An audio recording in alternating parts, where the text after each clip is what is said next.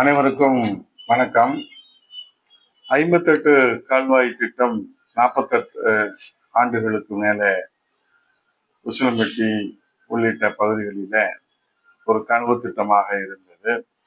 அந்த திட்டத்தில மாண்புமிகு புரட்சி தமிழ் ஐயா எடப்பாடி தலைமையிலான அம்மா ஆட்சியில தண்ணீர் திறந்து விடப்பட்டு மக்களுடைய கனவு நனவானது.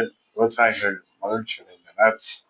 புரட்சி தமிழர் ஐயா எடப்பாடி ஆட்சி காலத்திலே தொடர்ந்து 5 முறை தண்ணீர் திறந்து விடப்பட்டது. தற்போது பல போராட்டங்களுக்கு பிறகு, விவசாயிகளுடைய போராட்டங்களுக்கு பிறகு, புரட்சி தமிழர் ஐயா எடப்பாடி அவருடைய வழிகாட்டுதலோடு மாவட்ட ஆட்சியரிடத்திலே ஒட்டுமொத்தமான மக்கள் பிரதிநிதிகள் நாங்கள் முறையிட்டதன் அடிப்படையிலே இன்றைக்கு அரசாணை 58 கால்வாய் திட்டத்திலும், திருமங்கலம் பிரதான கால்வாய் திட்டத்திலும், கால்வாய்களிலும் இன்றைக்கு தண்ணீர் திறந்து விடுகிற மகிழ்ச்சிகரமான செய்தி அரசாணை வெளியிடப்பட்டிருப்பதாக வருகை தந்திருக்கிறது. இந்த அரசாணையை விவசாயிகளின் சார்பிலே, ஒட்டுமொத்த மதுரை மாவட்ட மக்களின் சார்பிலே நாங்கள் வரவேற்பதோடு மகிழ்ச்சி அடைவதோடு, திருமங்கலம் பிரதான கால்வாயிலே 30க்கும் அதிகமான கண்மாய்களுக்கு நீர் நிரப்புகின்ற வகையிலே திருமங்கலம் பிரதான கால்வாய் இன்றைக்கு திறக்கப்படும் என்கிற அறிவிப்பு மகிழ்ச்சியை அளிக்கிறது. இந்த நேரத்திலே விவசாயிகளுடைய குறைகளை தீர்க்கின்ற வகையில மதுரை மாவட்டத்தில் பரவலாக நெல் அறுவடை பணிகள் தொடங்கிய நிலையிலும் போதுமான கொள்முதல் நிலையங்களை திறக்கவில்லை. இதனால் மழையிலே நனைந்து நெல் மூட்டைகள் சேதமடைந்தன. எனவே விவசாயிகளுக்கு ஏக்கருக்கு ரூபாய் 10,000 இதை இழப்பீடு வழங்க வேண்டும். மாவட்டத்திலே இன்றைக்கு அறிவிக்கப்பட்ட அந்த கொள்முதல் நிலையங்கள் எல்லாம் திறக்கப்படவில்லை. ஏறத்தாழ 48 கொள்முதல் நிலையங்கள் அறிவிக்கப்பட்டு 10 கொள்முதல் நிலையங்கள் தான் திறக்கப்பட்டிருப்பதாகவும், மத்திய குழு வருகையை முன்னிட்டு வெறும் அறிவிப்பு நிலையிலே மட்டும்தான் கொள்முதல் நிலையங்கள் பேப்பர் அளவிலே தான் இருக்கிறது தவிர செயல்பாட்டுக்கு வரவில்லை.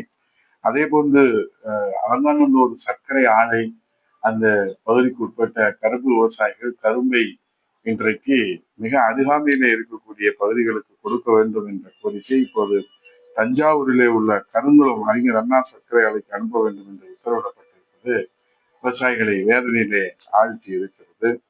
ஆகவே இதெல்லாம் குறித்து உடனடியாக கொள்முதல் நிலையங்களிலே கூடுதல் கவனம் செலுத்த வேண்டும்.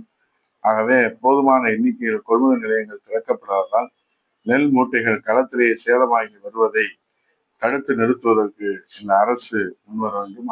முதலமைச்சர் அவர்கள் தென் தமிழ்நாட்டிலே இன்றைக்கு முகாமிட்டிருக்கிறார்கள். ஆகவே விவசாயிகளுடைய கோரிக்கை மாண்புமிகு முதலமைச்சருடைய கவனத்திற்கு எடுத்து சென்று இதை முழுமையாக நிறைவேற்ற வேண்டும். 58 கால்வாய் தண்ணீர் திறப்புக்கான இந்த செய்தி நமக்கு வரவேற்கக்கூடிய செய்தியாக அமைந்திருக்கிறது. விவசாயிகளுடைய அந்த மிகப்பெரிய போராட்டத்திற்கு கிடைத்த அந்த பகுதி மக்களுடைய போராட்டத்திற்கு மக்கள் பிரதிநிதிகளான எங்களை போன்றவர்கள் புரட்சி தமிழ் ஐயா வருங்கால முதலமைச்சர் எடப்பாடி அவர்களுடைய வழிகாட்டுதலோடு முன்னெடுத்த அந்த போராட்டத்திற்கு கிடைத்த வெற்றி. இதுல அனைவரும் பங்கேற்று விவசாயிகளுக்கான வெற்றியை பெற்று தந்திருக்கின்றார்கள். அனைவருக்கும் நன்றியை தெரிவித்துக் கொண்டு, போதுமான நெல் கொள்முதல் நிலையங்களை திறக்கவில்லை என்று சொன்னால் புரட்சி தமிழ் ஐயா எடப்பாடியார் அவர்களுடைய கவனத்திற்கு எடுத்து சென்று மதுரை மாவட்டங்களிலே விவசாயிகளை திரட்டி மாண்பு முதலமைச்சர் மதுரையிலே முகாமிட்டிருக்கிறார். அவருடைய கவனத்திற்கும் கொண்டு செல்கிறோம். ஆகவே போதுமான எண்ணிக்கையில் கொள்முதல் நிலையங்களை திறக்கப்படாததால் நெல் மூட்டைகள் களத்திலே சேதமாகி வருவதை தடுத்து நிறுத்த இந்த அரசு முன்வர வேண்டும். இல்லை என்றால் எதிர்கட்சி தலைவர் வருங்கால முதலமைச்சர் எடப்பாடி ஆணையை பெற்று விவசாயிகளை திரட்டி அனைத்து இந்திய அண்ணா திராவிட முன்னேற்ற கழகம் மிகப்பெரிய விவசாய போராட்டத்தை நடத்தும் என்பதை நான் எச்சரிக்கையாக இந்த அரசுக்கு வேண்டுகோளாக முன்வைக்கின்றேன். நன்றி, வணக்கம்.